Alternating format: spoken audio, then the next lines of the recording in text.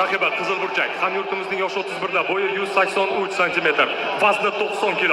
Он мастер спорта трехкратный чемпион Узбекистана, чемпион Азии, обладатель Кубка мира по рукопашному бою, представляющий Ichki ishlar vazirligi, Cowboy Fit Farg'ona Oltar O'zbekiston. Bardak Shukurjon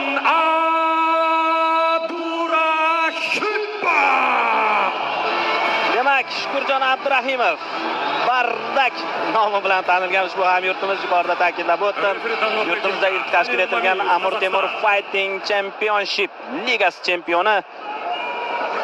5 ta jang va 5 ta g'alaba. Bardak dedingizmi? Ha, bardak. Bardak kerak emas. Tinchgina jangni ko'ramiz hozir. Oktagon ichida. Magomed Isayev esa 3 ta jang va 3 ta g'alaba. Birinchi raund boshlandi do'stlar. Low kick bilan boshlanyapti.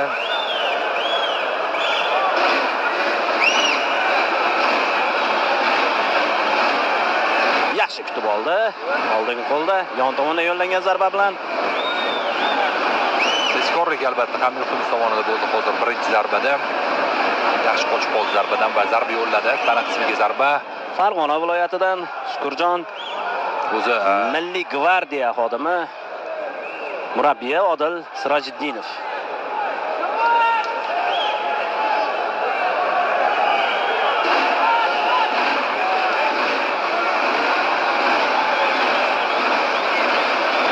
Yana bir low. Lowlardan ehtiyot bo'lish kerak, ayniqsa Magomed Isayevni bazasi Muay Thai ekanligini aytib o'tdi. Bakroveshni middle kick og'ir zarba.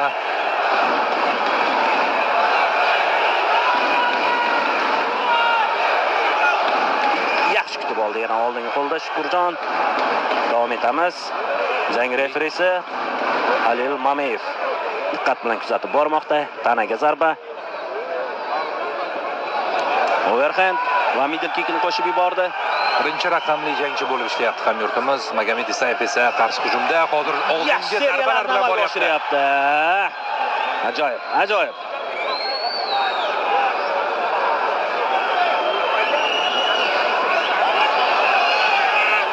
Yaqin masofadagi kurash, takedownga harakat bo'lish ehtimoli bor. Hozircha menimcha vaziyatdan chiqib ketgan ma'qul. Ya'ni jangni stoykada davom ettirsa, menimcha ustunlik ko'zga tashlanyapti hamyurtimizda. Yaxshi. Tizza zarbalari Isayev. Ikkisi ham hali mag'lub bo'lmagan.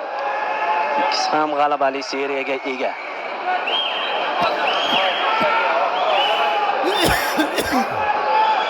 kilogramm toifasida bo'lib o'tyapti ushbu jang. Shu sababdan har bir zarba og'ir va nokautbop bo'lishi mumkin. Oraliq vazn toifasi deyiladi odatda. O'rta vazn hamda yarim og'ir vaznning orasi. Yaxshi va yakuniga yetkaza oldi, biroq harakat qilmoqda Isayev. Kerak, takedown amalga oshdi, faqat nazorat yo'q hozircha.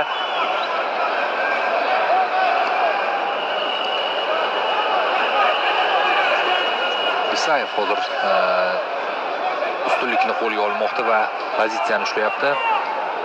Tizzalar to'qnashuvi juda ham bir og'ir vaziyat bo'lsa, agar hozir ustunlik ko'proq Isayev tomonda bo'ladi, agar mana bunday klinch holatida. Ha, albatta. Ayniqsa tizza zarbalari unga qo'l keladi. Lekin vaziyatni o'zgartirdi Shukurjon va jangni parterga ko'chirishga harakat qilmoqda.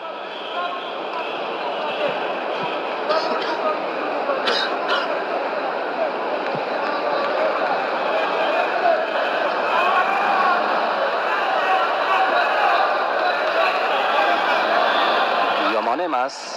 Abdurahimov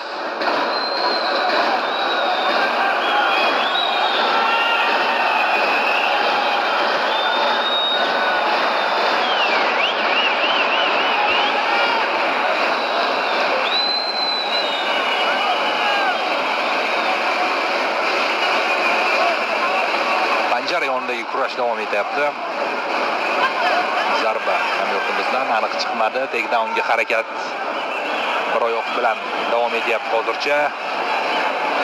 zarbalar o'tkazib boryapti.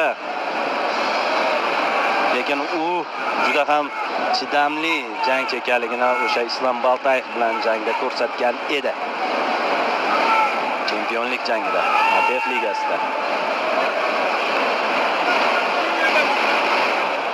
Faollik so'rayapti Halil Mamayev.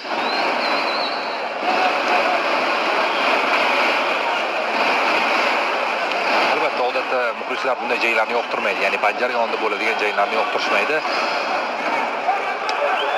Mana tanaga kuchli zarbani kerak. Yo'lladi Isayev. Bir marotaba shu 10 soniya menimcha kerak emas. Shunchaki jangni yakunlab qo'yish lozim. Umuman jang boshlanishi to'g'ri boshlangan. Va birinchi raund o'z yakuniga yetdi do'stlar. Har bir jang hayajonli va juda ham qiziqarli tarzda kechyapti. Do'stlar,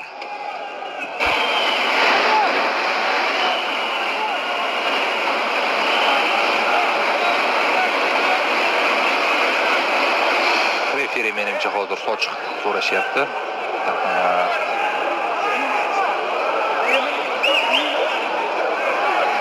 Juda qo'l tarzda jangga kirib bo'lmaydi. ikkinchi raund start oldi do'stlar. Eslatib o'tamiz, 90 kilogramm vazn. Shukurjon Abdurahimov O'zbekiston, Magomed Isayev Qirg'iziston do'stlar. Yaxshi overhand.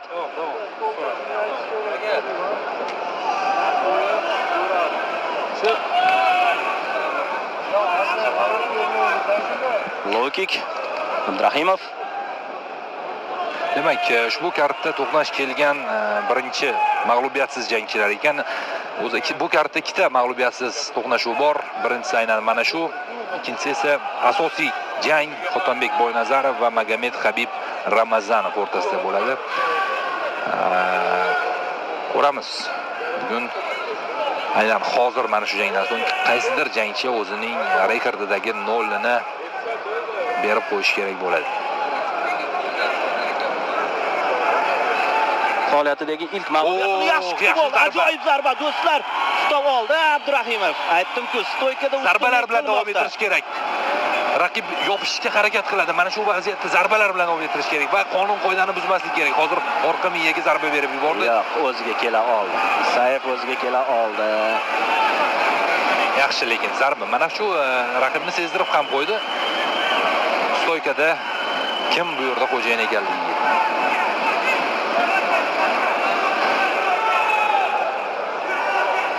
Qirg'izistonda ham professional MMA juda yaxshi rivojlangan, bilasiz. O'sha UFCda o'z chempioniga ham ega Valentina Shevchenko, Miqtabek O'ralboy ajoyib harakat qilyapti. Uran Satibaldiyev ham asta-sekin ushbu ligada o'z o'rnini topishga harakat qiladi. Edil Yesengulovni aytishimiz mumkin, Jacksolikni aytishimiz mumkin. Xullas, juda ham yaxshi rivojlangan. Menimcha O'rta Osiyodan hali umuman jangchi yo'q vaqtida ham Qirg'izistonda chempion bordi UFCda. Erkaklardan O'rta Osiyoda Mahmud Murodov birinchi bo'lgan, lekin ayollarda chempion allaqachon u vaqt Valentina Shevchenko edi. Markaziy Osiyoda Mahmud Murodov Markaziy Osiyoda ilk UFC jangchisi. Ilk UFC erkak jangchisi. Bunga aniqlik kiritib olish kerak. Menimcha Shavkat Rahmonov keyin qo'shilgan. Shavkat Rahmonov keyin qo'shilgan. Bu aniqlik kiritish shart emas, bu aniq narsa. Morozovchi. Mahmud Murodov birinchi debyut qilgan. O'zi ham ko'p bora intervyularda aytib o'tgan bu holatni. Davom etamiz do'stlar. Mana endi jang parterga ko'chyapti do'stlar. Isayev jangni parterga ko'chira oldi. Mount holatiga ham o'tib ketdi. Endi juda qiyin vaziyatga tushib qoldi. Abdurahimov o'ng qo'l zarbasi Isayevdan. Zarbalar ketma-ketligi. Hozir backmount holatiga o'tib olishga yaqin va bu holat biroz qiyinroq bo'ladi endi. Chunki zarbalarni ko'rmasligi mumkin bu vaziyatda. Oh, mana bu zarbalarni o'tkazib yuboryapti. Astoydil harakat qilyapti Shukurjon. Aylanaverib kuch ham ko'p ketadi-da eng yomoni mana shu holatda. Saifga hozir rostda kamiga omad kulib boqdi. Tirsak zarbasi. O'zi moytaychilar tirsakni yaxshi beradi baribir. Halil Mamiyev ham diqqat bilan kuzatyapti bu holatni. O'ng qo'l zarbalari yaxshi o'tyapti hozir. Juda qiyin vaziyatda Abdurahimov. 1 daqiqadan kamroq vaqt bor. Biroz dosh berish kerak. Mount holati o'zi yo'qqa chiqdi menimcha. Gard holati davom etadi jang.